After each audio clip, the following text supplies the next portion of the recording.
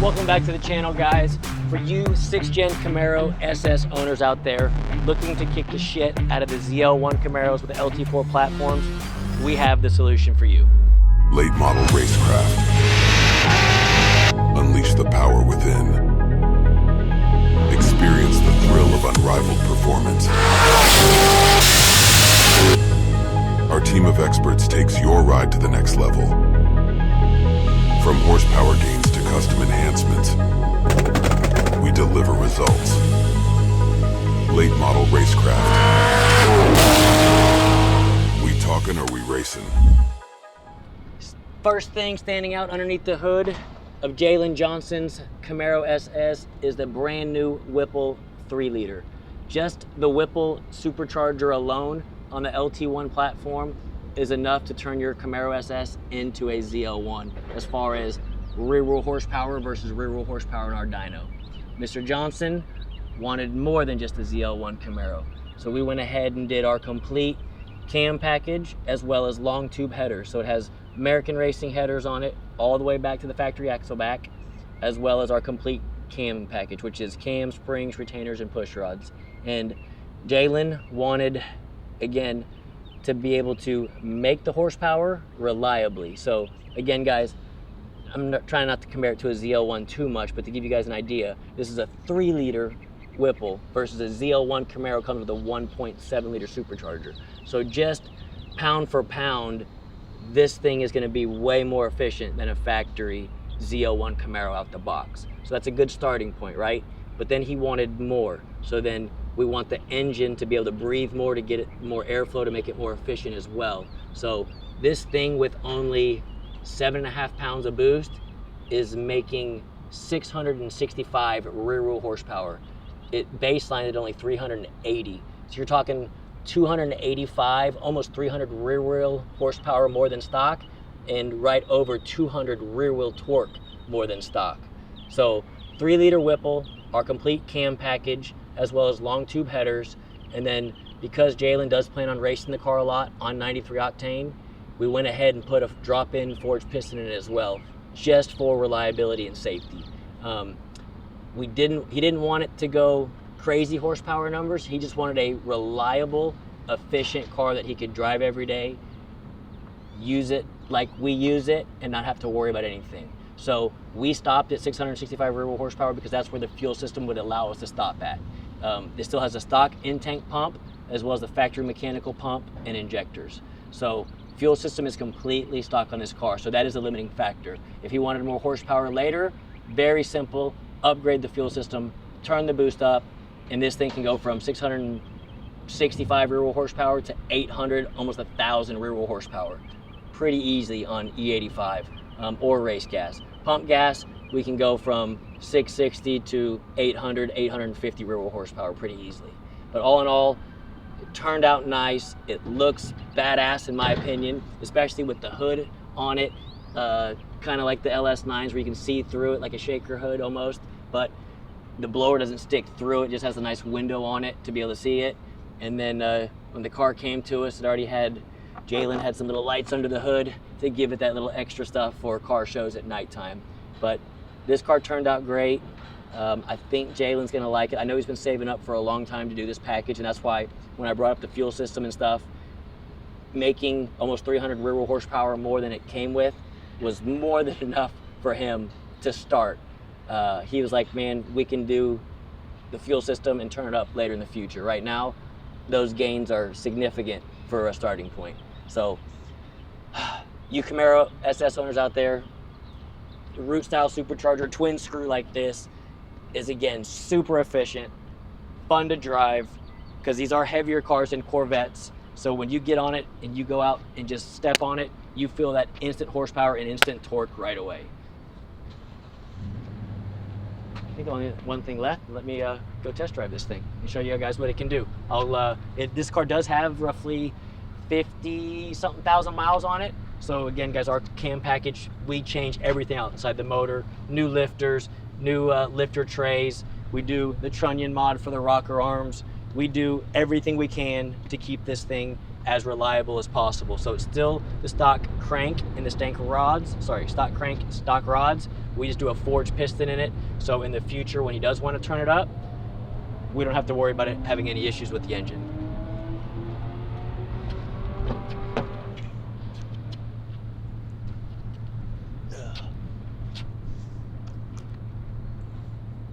And here comes the good part. So Jalen wanted it to shake a little bit at idle. I think we succeeded.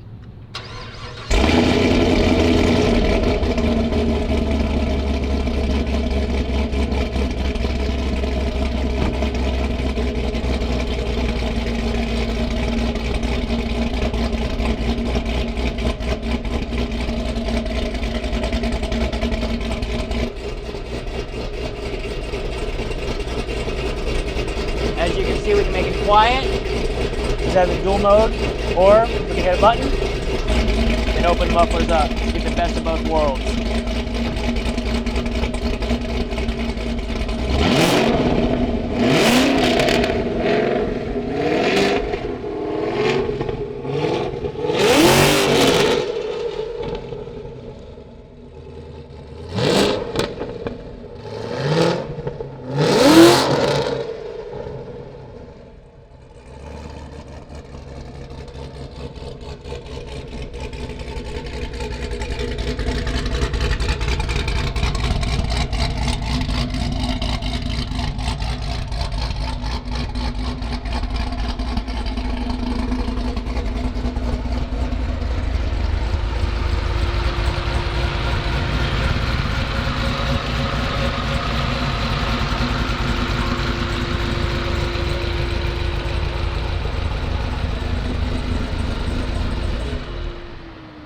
So guys, just like all the cars, this thing has an 8-speed automatic in it. This one has a stock transmission, stock torque converter in it. We do tune it where you put it in manual mode so it shifts by itself. So I'm about to go test drive that right now. This thing with over 600 rear wheel torque. Those tires might spin a little bit in second gear, so I'm gonna leave traction control on and go and see what it can do.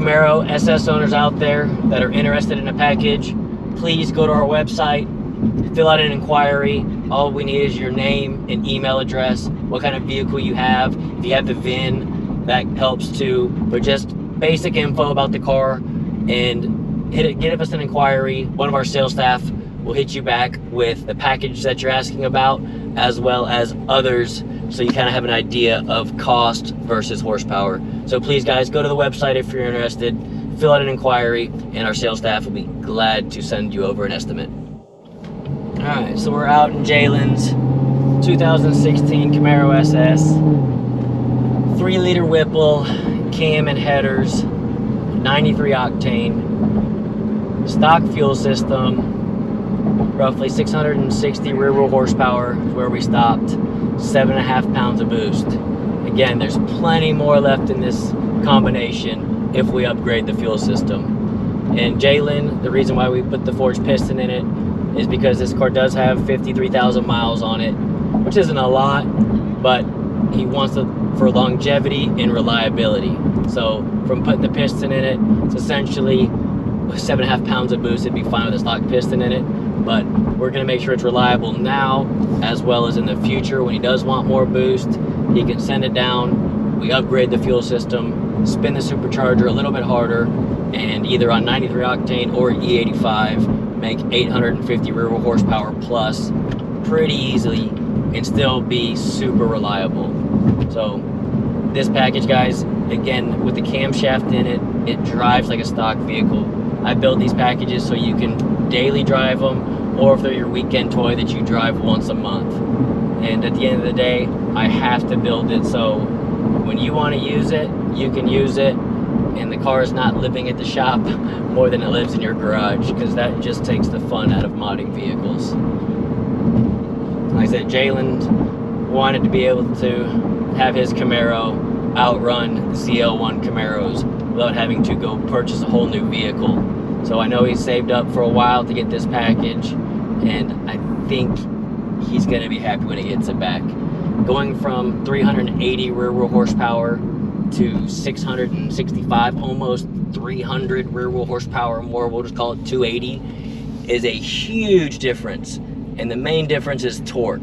This thing with 600 plus rear wheel torque at the hit of the throttle, the seat of the pants feel is night and day. As y'all can see, I have it shaking a little bit at idle. It's what he wanted, as well as he wanted a little bit of the burble tune. So today I'm gonna test the shift points, as well as see if I can get a 60-130 for you guys. It is on the Nitto 5.5. It is just a normal radial. It's not the drag radial. So I'm gonna do a third gear roll first and see what happens. And mainly, again, guys, just testing the shift points.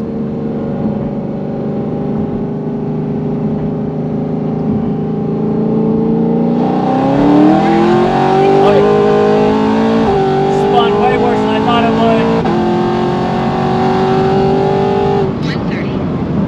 Wow, that thing actually spun all through third and in fourth gear.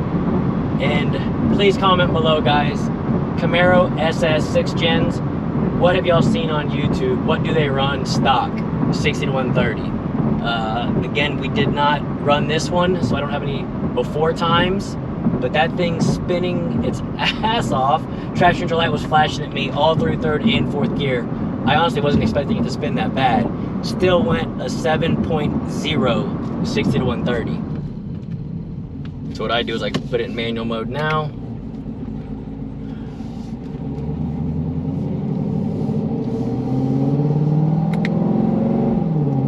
And we'll do third gear again, because it spun pretty hard that last time.